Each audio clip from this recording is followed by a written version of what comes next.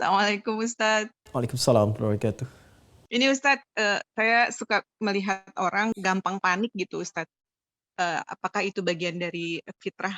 Maksudnya apakah setiap orang tuh fitrah takutnya sama atau Allah beda-bedakan gitu? Tapi kok ada yang kayaknya panikan banget, dikit-dikit takut, dikit-dikit takut gitu, takut ini, takut itu gitu. Terus yang kedua, masalah pendidikan anak gitu. Bagaimana Ustadz supaya anak-anak lebih takut dalam pengawasan Allah gitu, saat berbuat salah dalam pengawasan Allah daripada takut sama setan misalnya Ustadz. Kayaknya mereka lebih lebih takut sama setan gitu daripada sama adanya malaikat atau adanya pengawasan Allah. Gitu Ustadz. Baik. Yang pertama, takut yang Allah tanamkan pada jiwa secara fitrah itu ketakutan yang wajar. Ketakutan yang wajar sifatnya. Wajar itu ada di tengah. Ya, wa kadzalika ja'alnakum ummatan wasata, Quran surah kedua ayat 143. Demikian kami jadikan kalian umat yang pertengahan. Ya. Jadi saya ingin menunjuk kata wasatonya di sini. Ya, walaupun ini menunjuk kepada sikap, saya ingin tunjukkan pertengahannya. Jadi tengah-tengah ini maksudnya adalah hal yang wajar. Ya, takut, gelisah seperti tadi yang saya contohkan. Gelisah kalau tiba-tiba anak pulang terlambat, ya. Ya, gelisah ketika awan pekat mendung, itu gelisah yang wajar. Ini bisa kita tarik ke kanan, bisa kita tarik ke kiri. Kalau yang standar, yang wajar, yang biasa ini, kita naikkan levelnya untuk mendekat kepada Allah. Dengan berlatih, berzikir, belajar, tidak harus meninggalkan aktivitas harian. Karena kerabat-kerabat, sahabat-sahabat Nabi pun yang pebisnis, yang politisi, itu kan? Yang diplomat, yang birokrat itu banyak. Tapi mereka malamnya masih sempat tahajud. Yang kata Imam An-Nawawi dalam kitab At-Tibyan fi Adab Hamalatil Quran itu sampai khatam Al-Quran. Utsman bin Affan, Tamim Ad-Dari, ya, dan sebagainya. Banyak sekali pejabat-pejabat. Bahkan di militer Nabi punya 38 sahabat yang panglima dari 12.000. Itu mereka ketakwaannya tinggi, zikirnya tinggi. Nah, mereka naikkan levelnya dari yang wajar menjadi tinggi. Sehingga harapannya dengan itu semua selalu ada dalam perlindungan Allah Subhanahu wa Ta'ala. Jadi ketakutannya bukan ketakutan biasa lagi, bukan standar, tapi naik di atas itu, cuma sifatnya positif. Sifat takut positif ini adalah sifat takut yang mengantarkan dia selalu berada dalam perlindungan Allah. Jadi kalau misalnya dia mau bicara, dia tata dulu nih. Pembicaranya Allah ridha nggak? Kalau bicara nyakitin orang lain nggak sih? Lawan bicara kita tersinggung tidak? Kalau bercanda pun dia cari kata-kata yang tidak berlebihan. Nah itu adalah penjagaan. Jadi yang keluarnya itu outputnya selalu yang baik. Ya, tapi jiwanya terkontrol dalam keadaan tenang. Itu yang positif. Kalau negatif, dari yang wajar tadi yang tengah-tengah, itu terbawanya apa yang disebut dengan sekarang dengan anxiety itu. Kegelisahan yang tidak wajar. Sedikit-sedikit gelisah. Sedikit-sedikit penasaran. Sehingga yang keluar dari situ apa? Pertanyaan-pertanyaan yang tidak wajar. Ya, pikiran-pikiran yang tidak wajar. Sehingga memberikan bahkan beban kepada pikiran, bukan ketenangan. Karena normalnya kalau dia menjadi khasyah yang positif atau khauf yang netral, itu pikiran gak terbebani. Masih biasa. Tinggal dia berikhtiar mengatasi itu. Tapi kalau sedikit-sedikit dia mendapatkan kegelisahan yang memberikan beban kepada pikiran, itu was-was dari syaitan. Yaitu was-was. Dan setan memberikan ketergesa-gesaan. Innamal ajalatu minasyaitan, kata Nabi. Ketergesa-gesaan itu dari setan. Ya, untuk bersikap dan sebagainya. Maka bagaimana keluar dari situ? Mendekat kepada pilihan-pilihan zikir.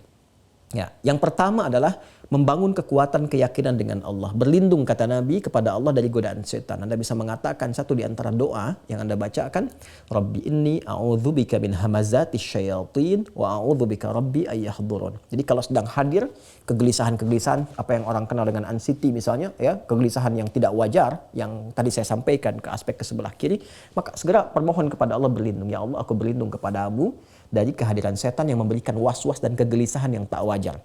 Ya kan? Atau Anda bisa katakan a'udzubillahi minasyaitonir rajim. Itu yang pertama. Yang kedua, Anda bisa isi dengan pilihan zikir yang tadi saya sampaikan, ya, bisa dengan Al-Qur'an.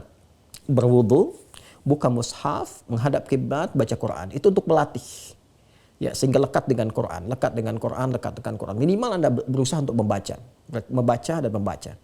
Ya, ada lagi misalnya ada yang dilakukan dengan sholat, ya, ambil wudu, sholat 2 rakaat, ya, sholatnya sholat wudu misalnya bisa setelah wudu sholat atau sesuai dengan waktunya, ya, atau hal tertentu yang Anda bisa inginkan boleh, ya, Anda kemudian sholat di situ minta ketenangan kepada Allah, boleh, ya. Ada lagi misalnya Anda cukup mengatakan zikir-zikir yang agung, La ilaha illa anta subhanaka inni kuntu minadh dhalimin, ya. Atau saya ajarkan doa ini untuk menenangkan hati. Ini doanya tersambung secara maghfurat, ya. Allahumma ati nafsi taqwaha wa zakkiha anta khairu man zakkaha anta waliyuha wa maulaha. Ini doa yang sering saya biasakan baca, minta ketenangan, ya, ketentraman, ya. Saya ulangi ya. Allahumma ati nafsi taqwaha. Duhai Allah, anugerahkan kepada jiwaku pengendalian dalam takwa. Wa zakkiha anta khairu man zakkaha. Dan bersihkanlah ia dari segala gangguan dan kotoran, karena engkaulah yang maha untuk melakukannya. Anta waliyuha wa maulaha. Engkau pemilik dan pengendalinya. Saya ulang ya. Allahumma ati nafsi taqwaha wa zakkiha anta khairu man zakkaha anta waliyuha wa maulaha. Itu doa asalnya.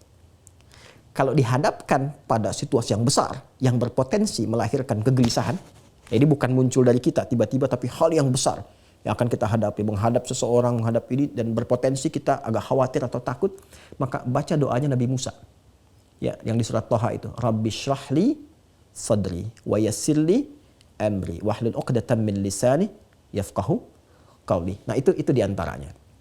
Sedangkan yang kedua, bagaimana menanamkan rasa takut kepada anak. Anak itu bening, jernih, dan hanya mendapatkan pantulan dari lingkungan sekitarannya. Itu yang kata Nabi, kullu mauludin yuladu 'alal fitrah.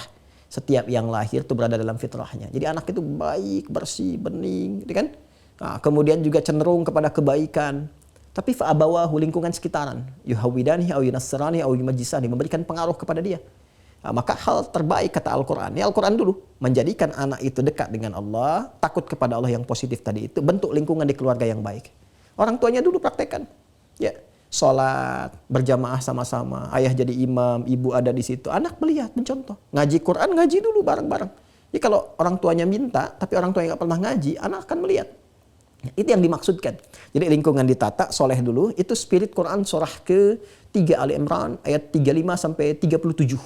Jadi Imran dengan Hannah itu diberi contoh oleh Allah lewat Imran dan Hannah. Jadi bukan Nabi, bukan Rasul. Supaya kita nggak ngeles. Ya, ini kan Nabi, ini kan Rasul. Allah kasih yang bukan Nabi, bukan Rasul. Ya. Imran dengan Hannah kompak. Menyiapkan diri bahkan dari sejak mengandung Hannah. Ya, cuma kadar Allah nanti Imran meninggal kan. Imran meninggal duluan. Ya, Hannah melahirkan Maryam. Tapi amanahnya dijaga. Begitu kemudian Maria lahir, apa yang terjadi? Yang terjadi indahnya adalah disiapkan seperti amanah sebelumnya. Dipilih guru yang baik Nabi Zakaria, ditempatkan di tempat yang baik mihrab, kemudian dirawat di sekitarnya dengan cara yang terbaik. Apa yang terjadi? Jawabannya fataqabbalaha rabbuha biqabulin hasanin wa ambataha nabatan hasana. Selanjutnya, ketika orang tua benar-benar berikhtiar seperti tadi yang disampaikan, harta berikan yang halal, doa minta kepada Allah, ayat 36-nya berdoa, doa minta kepada Allah Subhanahu wa taala, berikan harta yang halal, bangun lingkungan yang kondusif, cari guru yang baik, biarkan selanjutnya kata Allah, saya yang menjaga anak itu berada dalam penjagaan yang terbaik. Itu spiritnya, dan prakteknya ada di Quran surah 31, Luqman ayat 13 sampai dengan 19. Wallahu taala alam bissawab.